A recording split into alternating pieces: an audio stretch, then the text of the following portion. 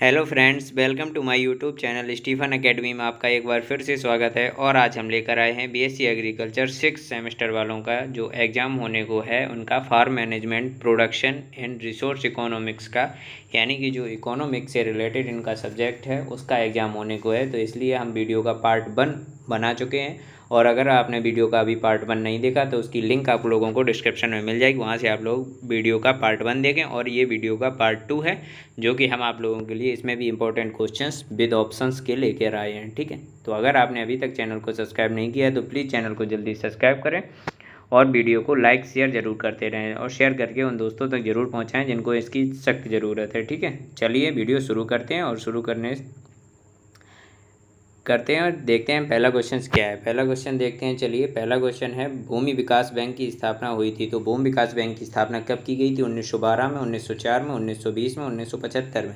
तो भूमि विकास बैंक की स्थापना 1920 में हुई थी। 1920 में। ऑप्शन नंबर आपका सी करेक्ट होगा। अगला क्वेश्चन होगा, फार्म पर एक महत्वपूर्ण अचल लागत फिक्स्ड कॉस्ट जो होती है वो क्या होती है? तो बीज पर लागत, भूमि का किराया, फसल सुरक्षा पर लागत तथा बीमा उर्वरक पर लागत। तो इसका जो सही आंसर होगा, जो फार्म पर एक महत्वपूर्ण अचल लागत जो होती है वो होती है भूमि का किराया जो होता है। ऑप्शन नंबर आपका बी राइट होगा। ठीक है, अगला क्वेश्चन है, जब सीमांत उत्पाद बढ़ती हुई दर से बढ़ता है तब क्या होता है? तो यहाँ पे तब होता है, ऑप्शन नंबर आपका ए दिया गया है, कुल उत्पाद देर से बढ़ता है, कुल उत्पाद देरी से बढ़ती है तथा घटती है, तथा औसत उत्पाद घटता है, तथा उपरोक्त में से कोई नहीं। जिसका ऑप्शन नंबर आपका बी राइट होगा, कुल उत्पाद बढ़ती दर से बढ़ता है। ठीक, ऑप्शन नंबर आपका बी राइट होगा। अगला क्वेश्चन होगा यहाँ पे, अगला क्वेश्चन देखते हैं। अगला क्वेश्चन क्या है, अधिकतम लाभ होता है तब। तो अधिकतम लाभ कब होता है हमें? ऑप्शन नंबर ए राइट होगा। ए में होगा सीमांत लागत सीमांत आय से कम होती है तब, या फिर सीमांत लागत सीमांत आय के बराबर होती है तब, या फिर सीमांत लागत सीमांत आय से अधिक होती है तब। तो उसका ऑप्शन नंबर आपका जो होगा वो बी राइट होगा। सीमांत लागत सीमांत आय के बराबर होती है तब हमको अधिकतम लाभ होता है। ठीक है, ऑप्शन नंबर आपका बी राइट होगा। अगला क्वेश्चन देखते हैं, प्रक्षेत्र उपज फार्म प्रोड्यूस की प्रविष्टि एंट्री की जाती है। तो किस में की जाती है? इसकी कौन सी बुक में? मतलब जो फार्म प्रोड्यूस होता है, जो ऐसा कि आपका सब्जेक्ट में भी दिया गया है फार्म मैनेजमेंट, तो फार्म मैनेजमेंट से ही संबंधित इसमें कुछ क्वेश्चंस हैं। तो फार्म प्रोड्यूस की जो प्रविष्टि होती है, एंट्री की जाती है, वो कौन सी बुक में की जाती है? तो लॉग बुक में, इन्वेंट्री बुक में, फॉर्म स्टॉक रजिस्टर में, या कैश बुक में। तो ये जो एंट्री की जाती है ये आपकी फॉर्म स्टॉक रजिस्टर में की जाती है। ऑप्शन नंबर आपका सी राइट होगा। अगला क्वेश्चन देखते हैं, क्या है? मूल्य सिद्धांत प्राइस थ्योरी भाग होता है। तो जो मूल्य सिद्धांत प्राइस थ्योरी होती है वो किसका भाग होता है? ये होता है सूक्ष्म अर्थशास्त्र का, बृहत अर्थशास्त्र का, प्रक्षेत्र अर्थशास्त्र तथा बृहत अर्थशास्त्र का, तथा मार्केटिंग का। तो ये जो होता है आपका, ये बृहत अर्थशास्त्र माइक्रो इकोनॉमिक्स का होता है। ऑप्शन नंबर आपका बी सही होगा। ठीक है, आगे देखते हैं, बहुचर्चित आयरिश फेमाइन जो था इसका कारण क्या था? आयरिश फेमान जो हुआ था बंगाल में, ये किसके कारण से हुआ था? Option number A early blight, आलू का अगेती झुलसा, आलू का पछेती झुलसा रोग, तथा धान का झुलसा रोग, तथा गेहूं का रतुआ रोग। तो ऑप्शन नंबर आपका ए राइट होगा, आलू का अगेती झुलसा रोग। ठीक है, ऑप्शन नंबर आपका ए सही होगा। जो बहुचर्चित आयरिश फेमाइन हुआ था बंगाल में, ये आलू के अगेती झुलसा के कारण हुआ था। ठीक है, अगला क्वेश्चन देखते हैं। अगला क्वेश्चन क्या है, जब सीमांत उत्पादन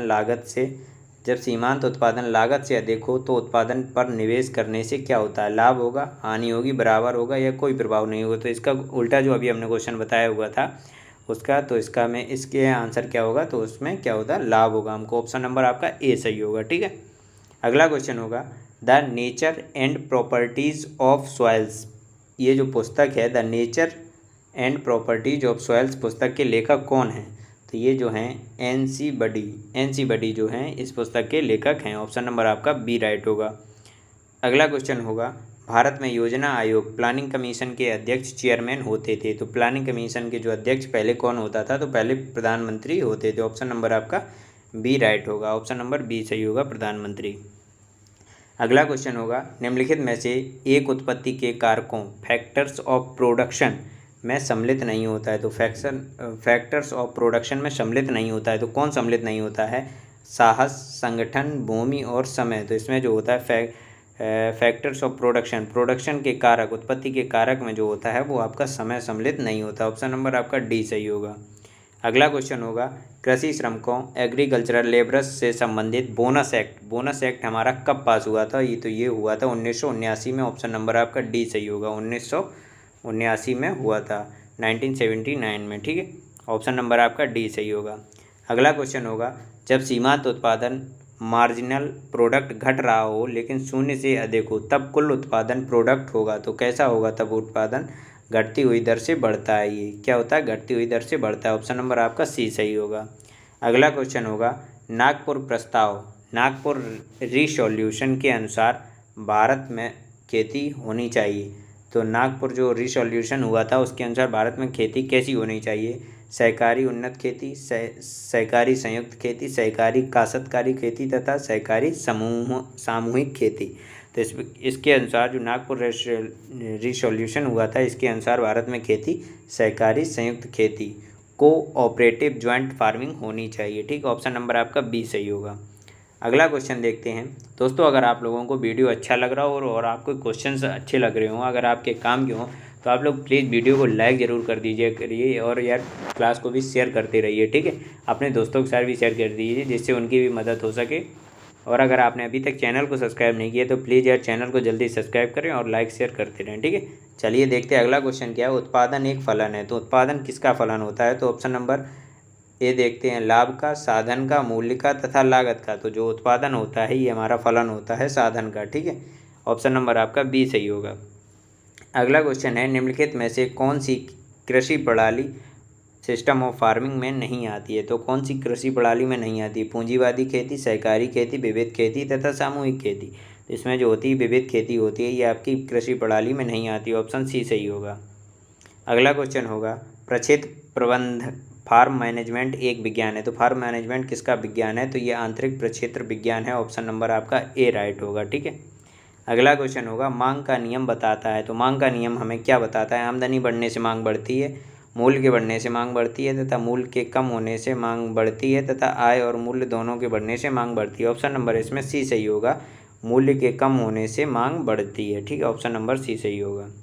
अगला क्वेश्चन होगा मूल्य सिद्धांत प्राइस थ्योरी का एक दूसरा नाम है। तो प्राइस थ्योरी का दूसरा नाम क्या होता है? तो मूल्य नियंत्रण जो होता है ये प्राइस थ्योरी का दूसरा नाम होता है। ऑप्शन नंबर डी सही होगा। अगला क्वेश्चन होगा बाजार का नियंत्रण किया जाता है। तो बाजार का नियंत्रण किसके द्वारा किया जाता है? केंद्र सरकार द्वारा, विपणन एवं निरीक्षण निदेशालय द्वारा, व्यक्तिगत माध्यमों द्वारा तथा राज्य सरकार द्वारा। ऑप्शन नंबर डी सही होगा आपका, राज्य सरकार द्वारा इसका क्या किया जाता है? बाजारों का नियंत्रण राज्य सरकार द्वारा किया जाता है, ठीक। ऑप्शन डी सही होगा। अगला क्वेश्चन होगा निम्नलिखित में से कौन खेती की सफलता का मापक नहीं है? तो निम्नलिखित में से कौन खेती की सफलता का मापक नहीं है? तो शुद्ध आय, पारिवारिक श्रम आय तथा पूंजी प्रतिशत प्रतिफल तथा पूंजी पर मूल्य ह्रास। तो ऑप्शन नंबर डी राइट होगा आपका, पूंजी का मूल्य ह्रास।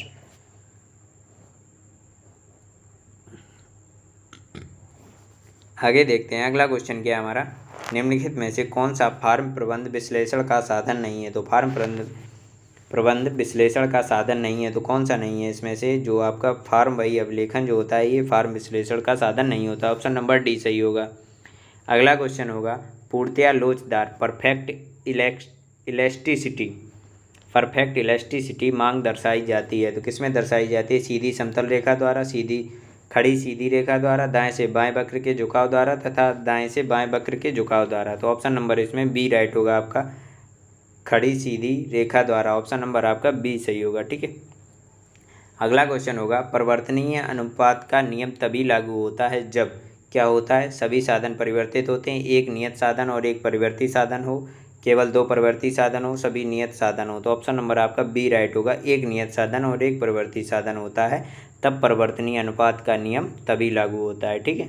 ऑप्शन बी सही होगा।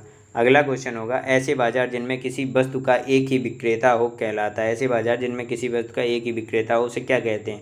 पूर्ण स्पर्धा बाजार, अपूर्ण स्पर्धा बाजार, दैनिक बाजार, एकाधिकार बाजार। तो इस बाजार को जिसमें एक ही विक्रेता होता है तो उसे एकाधिकार बाजार कहते हैं। ऑप्शन नंबर आपका डी सही होगा। अगला क्वेश्चन देखते हैं संयुक्त मोर्चा सरकार ने किनके लिए सार्वजनिक प्रणाली वितरण के द्वारा आधे दाम पर अनाज उपलब्ध कराने की योजना बनाई? किसके द्वारा बनाई? शहरी आबादी के लिए, ग्रामीण आबादी के लिए, गरीबी रेखा से नीचे रह रहे लोगों के लिए तथा बेरोजगारी के लिए। तो इसका सीधा सीधा आंसर है गरीबी रेखा से नीचे रह रहे लोगों के लिए संयुक्त मोर्चा सरकार ने सार्वजनिक प्रणाली के द्वारा आधे दाम पर अनाज उपलब्ध कराने की योजना बनाई थी। ठीक है, ऑप्शन नंबर सी सही होगा। अगला क्वेश्चन देखते हैं, कृषि मूल्य आयोग की स्थापना कब हुई थी? तो जो कृषि मूल्य आयोग हमारा जो बनाया गया था, ये कब बनाया गया था? 1965 बनाया गया था। ऑप्शन बी सही होगा आपका। अगला क्वेश्चन होगा, प्रत्येक आय पर समान दर से लगने वाला कर कहलाता है। जो प्रत्येक आय होती है, आय पर समान दर से लगने वाला जो कर कहलाता है वो क्या कहलाता है? उसे हम समानुपातिक कर कहते हैं। ऑप्शन नंबर आपका बी सही होगा। ठीक है, अगला क्वेश्चन होगा, ग्राम पंचायतों में महिलाओं के लिए कितने % स्थान सुरक्षित है? तो इसमें जो होगा आपका 30% स्थान महिलाओं के लिए सुरक्षित होता है। ऑप्शन नंबर ए सही होगा। अगला क्वेश्चन होगा, किस अवधि में भारत में पंचवर्षीय योजना के स्थान पर वार्षिक योजना लागू हुई थी? तो किस वर्ष हुई थी? ये 1966 से 1969 के बीच में हुई थी। ऑप्शन नंबर आपका डी सही होगा। ठीक है, 1966 से 1969 के बीच में लागू की गई थी। अगला क्वेश्चन होगा हमारा, सम लागत रेखा आइसो कॉस्ट लाइन का जो ढाल होता है वो क्या दर्शाता है हमें? प्रतिस्थापन की सीमांत दर, लागत मूल्यों का अनुपात, मूल्य का प्रभाव तथा उपरोक्त में से कोई नहीं। तो ऑप्शन नंबर इसमें बी सही होगा आपका। लागत मूल्यों का जो अनुपात होता है ये हमारी सम लागत रेखा के ढाल को दर्शाता है। ठीक है, ऑप्शन बी सही होगा आपका। आगे देखते हैं, आगे क्वेश्चन क्या है, सीमांत लागत वक्र मार्जिनल कॉस्ट कर्व औसत लागत वक्र को तब काटता है जब औसत लागत अधिकतम होती है, कम से कम हो, बढ़ रही हो तथा घट रही हो। तो ऑप्शन नंबर आपका ए राइट होगा, अधिकतम हो तब इसका वक्र काटता है। ठीक है, ऑप्शन नंबर आपका ए सही होगा। अगला क्वेश्चन होगा हमारा, असमान प्रतिफल के नियम लॉ ऑफ डिमिनिशिंग रिटर्न को लागू होने से नहीं रोका जा सकता सिवाय किसके द्वारा? व्यवस्थित अर्थव्यवस्था से, समाजवादी अर्थव्यवस्था से तथा उत्पादन में लगे श्रम में बढ़ोतरी करके, उत्पादन के साधनों में भिन्नता रखकर। ऑप्शन नंबर इसका डी सही होगा, उत्पादन के साधनों में भिन्नता रखकर इसे नहीं रोका जा सकता। ठीक है, ऑप्शन डी सही होगा आपका। अगला क्वेश्चन देखते हैं, अगला क्वेश्चन यहाँ पर क्या है, सम सीमांत का प्रतिफल सिद्धांत व्याख्या करता है। तो सम सीमांत प्रतिफल सिद्धांत व्याख्या करता है, किसकी व्याख्या करता है? ऑप्शन नंबर आपका ए राइट होगा, आगत निर्गत संबंध की, उत्पाद उत्पाद संबंध की, आगत आगत संबंध की तथा समयावधि संबंध की। तो इसमें ऑप्शन नंबर जो होगा वो आपका ए नंबर सही होगा, आगत निर्गत संबंध की सम सीमांत प्रतिफल सिद्धांत व्याख्या करता है। ऑप्शन नंबर आपका ए सही होगा। ठीक है, अगला क्वेश्चन क्या है देखते हैं, कृषि प्रकार टाइप ऑफ फार्मिंग आधारित है। कृषि प्रकार किस पर आधारित है? तो ये हमारी तुलनात्मक लाभ के सिद्धांत पर आधारित होती है। ऑप्शन नंबर ए सही होगा। अगला क्वेश्चन होगा, खाद्य पदार्थों की पूर्ति की कीमत लोच सामान्यतः होती है। खाद्य पदार्थों की पूर्ति की कीमत लोच सामान्यतः होती है, कैसी होती है? एक से कम होती है। ऑप्शन नंबर आपका बी राइट होगा। आगे देखते हैं, अगर दोस्तों आप लोगों को क्लास करने में मज़ा आ रहा हो तो प्लीज़ इसे लाइक कर दीजिए जल्दी से और अपने दोस्तों के साथ भी शेयर कर दीजिए। ठीक है, चलिए देखते हैं। और अगर आपने अभी तक मेरे चैनल को सब्सक्राइब नहीं किया तो प्लीज़ यार जल्दी से चैनल को सब्सक्राइब कर लीजिए। इसी तरह की मज़ेदार वीडियो हम आप लोगों के लिए लेकर आएंगे और आप लोगों के जितने भी एग्ज़ाम्स हैं उनकी जिम्मेदारी हम लेते हैं, उनका एग्ज़ाम्स हम आप लोगों के लिए वीडियोज़ प्रोवाइड कराएंगे। ठीक है, अगर आप लोगों को PDF चाहिए तो PDF के लिए मेरे टेलीग्राम चैनल की लिंक आपको डिस्क्रिप्शन में मिल जाएगी। चैनल के डिस्क्रिप्शन में आप लोग वहाँ से टेलीग्राम ज्वाइन कर सकते हैं। ठीक है, चलिए देखते हैं अगला क्वेश्चन क्या है, समय के आधार पर कृषि शाख का निम्नलिखित प्रकार होता है। समय के आधार पर जो कृषि शाख होती है वो कैसी होती है? अल्पकालीन शाख, मध्यकालीन वित्त, दीर्घकालीन शाख, उपयुक्त सभी। तो ऑप्शन नंबर इसमें सी सही होगा आपका, दीर्घकालीन शाख होती है। ठीक है, ऑप्शन सी सही होगा। अगला क्वेश्चन होगा, सहकारिता के मूल सिद्धांत होते हैं। सहकारिता के मूल सिद्धांत कौन कौन से होते हैं? तो सहयोग, प्रजातांत्रिक संगठन, पारस्परिक सहायता तथा उपयुक्त सभी। तो ये उपयुक्त सभी ही सहकारिता के मूल सिद्धांत की श्रेणी में आते हैं। ठीक है, ऑप्शन डी सही होगा आपका। अगला क्वेश्चन होगा, खंड विकास परिषद की अध्यक्षता की जाती है। खंड विकास परिषद की जो अध्यक्षता की जाती है वो किसके द्वारा की जाती है? तो ये ब्लॉक प्रमुख के द्वारा की जाती है। ऑप्शन नंबर ए सही होगा। अगला क्वेश्चन होगा, किस पंचवर्षीय योजना में कृषि को प्राथमिकता दी थी? तो किस पंचवर्षीय योजना ने दी थी? तो तृतीय पंचवर्षीय योजना ने कृषि को प्राथमिकता दी थी। ऑप्शन नंबर आपका सी सही होगा। अगला क्वेश्चन क्या होगा, नाबार्ड बैंक की स्थापना हुई थी। तो नाबार्ड बैंक की जो स्थापना हुई थी ये कब हुई थी? 1982 में हुई थी। ऑप्शन नंबर आपका बी राइट होगा। ठीक है, 1982 में की गई थी, 1982 में। ठीक है, अगला क्वेश्चन क्या होगा हमारा, अगला क्वेश्चन होगा, जब एक वस्तु के उत्पादन स्तर में हुई वृद्धि या कमी दूसरी वस्तु के उत्पादन स्तर पर कोई प्रभाव नहीं पड़ता है तो उसे क्या कहते हैं? तो उसे कहा जाता है, ऑप्शन नंबर आपका ए राइट होगा, न्यूनता पूरक संबंध, सप्लीमेंट्री रिलेशनशिप कहा जाता है। ऑप्शन नंबर आपका ए राइट होगा। ठीक है, आगे देखते हैं। पूंजी बचत का परिणाम है और इसका संचय निर्भर करता है। तो पूंजी बचत का परिणाम होता है, ये बात सही है, और इसका संचय निर्भर करता है। ये किस पर निर्भर करता है इसका संचय? बचत करने की शक्ति पर, बचत करने की इच्छा पर, बचत करने की सुविधा पर, उपयुक्त सभी पर। ऑप्शन नंबर डी सही होगा, उपयुक्त सभी पर। ठीक है, उपयुक्त सभी जो चीज़ें दी गई यहाँ पर, इनके संचयन पर ही बचत का परिणाम निर्भर करता है। अगला क्वेश्चन होगा, ए मार्शल के अनुसार उत्पत्ति ह्रास लॉ ऑफ डिमिनिशिंग रिटर्न का लागू होता है। तो उत्पत्ति ह्रास का नियम किस पर लागू होता है? उद्योगों में, कृषि में, सेवा सेक्टर में, उपरोक्त सभी में। तो ऑप्शन डी सही होगा, सभी में लागू होता है। ऑप्शन डी सही होगा। ठीक है, अगला क्वेश्चन देखते हैं। कृषि अर्थशास्त्री ने कहा है कि अर्थशास्त्र कल्याण का अध्ययन है। तो ये जो अध्ययन है कल्याण का अध्ययन है, अर्थशास्त्र कल्याण का अध्ययन, ये किस अर्थशास्त्री ने कहा है? तो ये मार्शल ने कहा है। ऑप्शन नंबर आपका ए राइट होगा। ठीक है, किसने कहा? मार्शल ने कहा। ऑप्शन नंबर आपका ए सही होगा।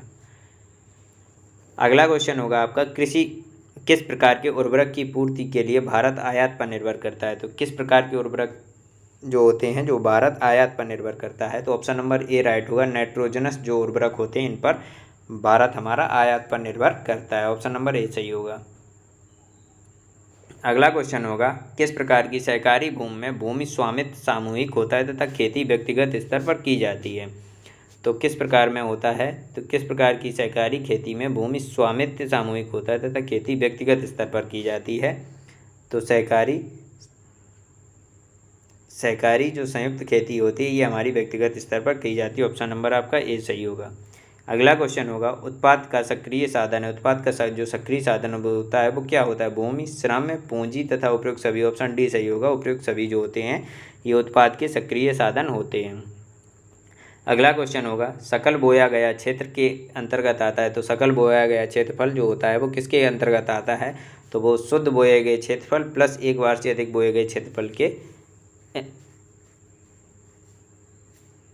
बराबर में आता है। ऑप्शन नंबर आपका ए सही होगा। ठीक है, अगला क्वेश्चन होगा, ग्रामीण निर्धनता दूर करने का कार्यक्रम होता है। तो कौन कौन से कार्यक्रम होते हैं जो ग्रामीण निर्धनता को दूर करते हैं? JRY, RL, EGP तथा ERDP तथा उपयुक्त सभी। तो ये जो कार्यक्रम दिए गए ये सभी जो होते हैं ग्रामीण निर्धनता को दूर करने के लिए बनाए जाते हैं। ठीक है, ऑप्शन डी सही होगा। अगला क्वेश्चन देखते हैं। अगला क्वेश्चन क्या है हमारा, अल्प विकसित देशों की विकास रणनीति में किस संतुलन को अपनाया जाना चाहिए? तो किस संतुलन को अपनाया जाए? तो मौद्रिक संतुलन को अपनाया जाना चाहिए। ऑप्शन नंबर आपका सी राइट होगा। ठीक है, अगला क्वेश्चन देखते हैं। अगला क्वेश्चन क्या है हमारा, यहाँ पे देखते हैं, जब किसी फसल की नई प्रजाति की संतुष्टि की जाती है तो क्या आवश्यक होता है? तो इसमें होता है जो आंशिक बजट बनाना चाहिए, यही आवश्यक होता है। ऑप्शन नंबर आपका बी सही होगा। दोस्तों, अगर आप लोगों को वीडियो अच्छा लगा तो प्लीज़ इसे जल्दी से लाइक कर दीजिए, तभी आप लोगों को जाना है, और वीडियो को शेयर भी कर दीजिए अपने दोस्तों के साथ जिससे उनकी भी मदद हो सके। और अगर आपने अभी तक मेरे चैनल को सब्सक्राइब नहीं किया तो प्लीज़ चैनल को जल्दी सब्सक्राइब करें और वीडियो को लाइक शेयर जरूर करते रहिए। ठीक है, चलिए मिलते हैं आप लोगों को नेक्स्ट वीडियो में नेक्स्ट टॉपिक के साथ। तब तक के लिए धन्यवाद।